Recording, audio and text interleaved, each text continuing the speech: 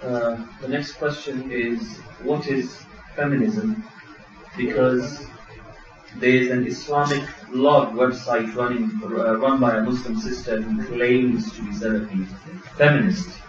Some people wonder, is it possible to be a Salafi and a feminist at the same time? In Islam, the terminologies of the Sharia are sufficient for us. Once you start borrowing these alfaz and these terminologies and these words from the kuffar, then they can carry many, many different meanings. So when we hear the term feminism, the first thing that comes to our mind, to the minds of the Muslims, is liberation of women, women's liberation.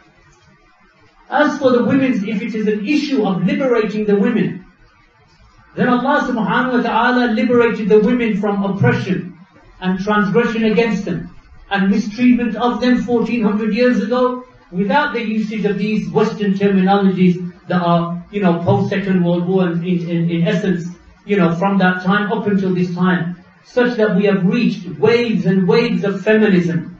And feminism in reality is that they seek to enter into the domain of men. This is in reality what they want. That these domains, whether it be work, whether it be military, whether it be political, whether it be economic, that we want to enter where the men have entered. We want to dress as the men dress. And we want no restrictions, just like these Western men have no restrictions. This is the idea of Western women in terms of their liberation. We want to be upon TV, in broadcasting, in politics, in every sphere of life which has been historically dominated by men. Women have a right to enter into it, meaning leave the home and enter into those domains. These are the connotations that we have in terms of what it means to be a feminist in the mind of the Western woman. Now when Muslim women adopt this terminology, they may say, well, we don't really mean this and we don't really mean that. This is not what is intended in our minds. But that is irrelevant. Because when you look at these types of terminologies, the connotations that they draw. Because when a woman says that she is a feminist, then what you are talking about is women who wish to enter into the domain that has been historically the domain of men. Such as the example that uses politics. So they say these, westernized women, they say, well, we can enter into parliament. And we can be leaders of nations. And we can, enter into the military. And we can be the head of military movements. And we can enter into the domain where historically the men have dominated. Such as, for example, in economics. And we say to these women, leave these terminologies. Barakallahu feekum. Leave them. Islam is not in need of them. If you want to know the rights of women, then speak with the language of the Sharia. The lugha of the Sharia is sufficient for you. If you want to know what is the inheritance rights of women, then the Quran will tell you and the Hadith will tell you. Because Islam liberated the women in terms of that they have a right to inheritance. If you want to know, can a woman refuse marriage? Then yes, this is what Islam has given. This is where you get the rights of women. So what is the best term to use? You should use the terminology of the Sharia, that the nobility that Allah has given to the woman, the honor that Allah has given to the woman, and the rights and the huquq that Allah has given to the woman. Just like the Prophet ﷺ said to one of his companions, your wife has rights over you. Look at this. This is the language of the Sharia. The Prophet ﷺ said, your wife has rights over you. And the men in general, that look at the right of the mother that she has over the men. The Prophet ﷺ was asked, who has the right to the greatest, who has the right to my good treatment of her the most, or the good treatment the most? The Prophet ﷺ said, your mother. He said, Summa man. He said, Ummuk, your mother. He said, then who after her? He said, your mother. 3 times. Why do we need this language of feminism? Why do we need these notions? If she is a Salafi, then what kind of language is this to use? Which of the scholars use this language of feminism? If you want to say that I'm a woman that Allah has honored through the Sharia and the rights of the Sharia, alhamdulillah, that's the language of the Sharia, that's the lugha that we speak with. But once you start talking about this feminism, we are into wave after wave of feminism now. Now, men and women are equal because this is the toxic third wave feminism. There is no difference between a man and a woman because this is what they say in the West. This is what feminism means to them. If you say, well, I've redefined it for me, I don't care what you've redefined. You don't need that language. Use the language of the Sharia, barakallahu fiki. Use the language of the Sharia. The language of the Sharia is that the men and women are different. Such that the Prophet ﷺ said in the hadith in Bukhari, or the hadith of Abdullah ibn Abbas, لَعَنَ رَسُولُ اللَّهِ صَلَّى اللَّهُ عَلَيْهِ وَسَلَّمَ الْمُتَشَبِّهِينَ مِنَ الرِّجَالِ بِالنِّسَاءِ وَالْمُتَشَبِّهَاتِ مِنَ النِّسَاءِ بِالرِّجَالِ. Allah's Messenger ﷺ cursed the men who resemble and imitate women. And Allah's Messenger cursed the women who resemble and imitate men. Where's your feminism now? If your feminism means that you are the same as men, and you want to resemble men, then the curse on the woman who resembles a man, and the curse on the man who resembles a woman. Furthermore, the hadith reported by Abu Dawud, authenticated by Al-Albani, that Allah's Messenger sallallahu alayhi wa sallam, that he cursed, لَعَنَ رَسُولُ اللَّهِ عَلَيْهِ الصَّلَاةُ وَالسَّلَامُ الرَّجُلَ يَلْبَسُ لِبْسَةَ الْمَرْأَةِ. That the man, Allah's Messenger sallallahu alayhi wa sallam, cursed a man who dressed like a woman. And he cursed a woman who dressed like a man. You're not even allowed to share the clothes. A woman is not allowed to wear the clothes of men. And the man is not allowed to wear the clothes of women. Now when you look at the West, this is now the done thing. This gender fluidity, that you can fluidly flow from one gender into the next. So a man wakes up as a woman, by the afternoon he says, I identify as a woman. So it's khalas, he starts dressing like a woman, makeup, bra, this, that and the other. High heels, and he walks in the street with a miniskirt, and he's a bloke. What is this? Is this the language that we're talking about? Because, if you look at Western feminism, for them this is fine, this is something cool. This is a man who is expressing himself, and he wishes to re-identify himself as a woman. So now, like the other day in Los Angeles, in California, there's a women's club. And this video has gone viral on Twitter.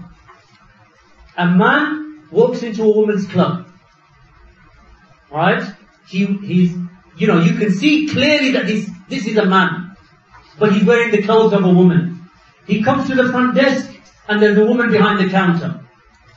He says to her, with a man's voice, I want to use the facilities. No buts. I'm a woman. So she's now confused, because what's the policy? You can't refuse the one who identifies as a woman. So she says, okay, because, that's the law of California. This man, who's got a stubble on his face, he's probably going bald, but he identifies as a woman because he's wearing women's clothes, and he's got his rucksack with the women's gym gear in there. She says, no problem, there's the women's changing room. He walks into the women's changing room, takes off all of his clothes in front of the women, and the women are getting changed in there. So they start screaming and shouting and get out of here. So then they leave the room and complain to the management, and that's what's recorded. So there's a woman there. What is wrong with you? You're sending a man into... No, he identifies himself as a woman. Or this person identifies herself as a woman. It's not a woman, it's a man. He's exposing his genitalia in the woman's changing room. And this whole discourse takes about 15, 20 minutes. And the other men start walking in, and they say, leave him alone, because he has a right. So this is now, effeminate, effeminized, emasculated man who now defends this type of behavior. He doesn't care if his wife is in there, his mother is in there, his sister is in there. Don't use the terminology and the ideologies of the kuffar, because they have an intent, there is an end goal. I'm not saying that this sister is promoting that. No, I'm not saying that. I'm saying when you start talking with their language and their lugha, and you leave the lugha of the kitab and the sunnah and the salaf, and you start using their terminologies, be very careful. Stick to the terminology of the Sharia. What does a woman want? I want to know my rights. You have a right. You can refuse marriage. The man can't touch your wealth. Even if you are married, he must support you. She doesn't have to give any of her wealth to the man. What are my rights as a daughter? When your father dies, you inherit from him. My rights as a wife, when he dies, you inherit from him. These are the rights of a woman. She is protected, she is looked after, and so on. So this sister, or other sisters who use these types of terminologies, and likewise, those women who think that those sisters who listen to their husbands, obey their husbands, that they call them that these are the, what do you call it in Urdu? Allah miyan ke no? Allah miyan ke vans.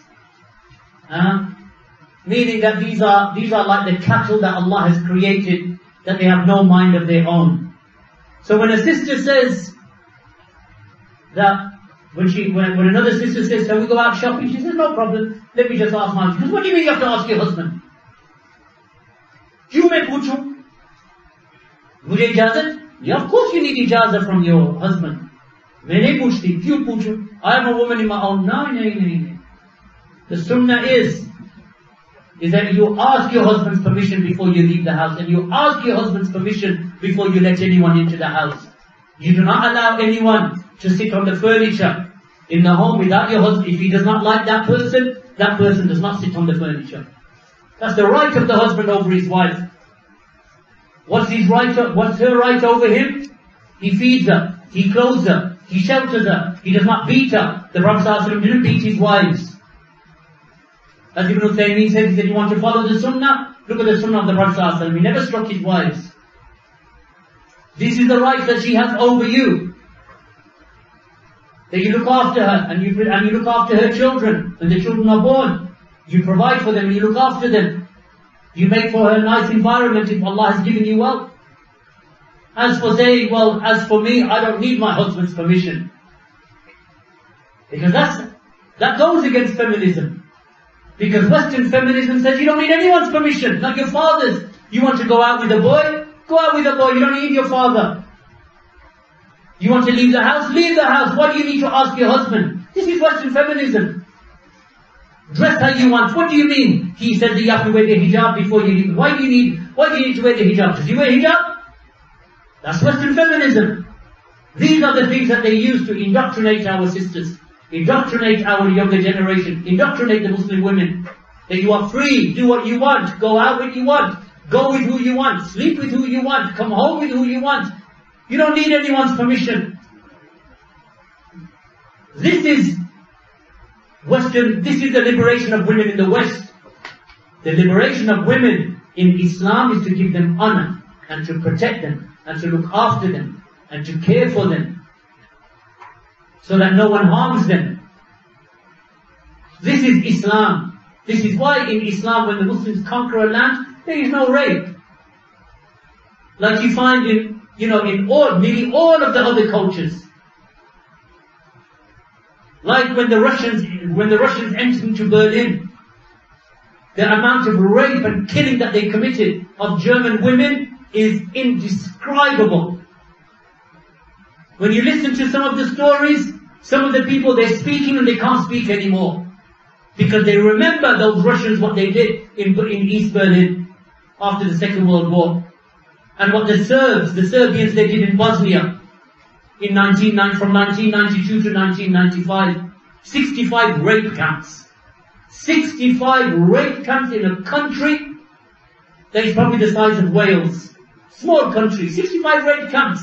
This is the kuffar. Islam has never allowed any of that. The Prophet ﷺ forbade the killing of women and the killing of children. He forbade the rape. The spoils of war are distributed. Yes, they are taken, but they are distributed with justice. Where's their justice? We want to follow their footsteps. I make no apologies, and I will not be preached to. I will not be lectured by Western liberals about the beauty of Islam, or what they consider to be the backwardness of Islam. Islam is not backward. Islam is always looking forward, but the Sharia itself is for every age and every time that was revealed 1400 years ago. Barakallahu feekum. Now.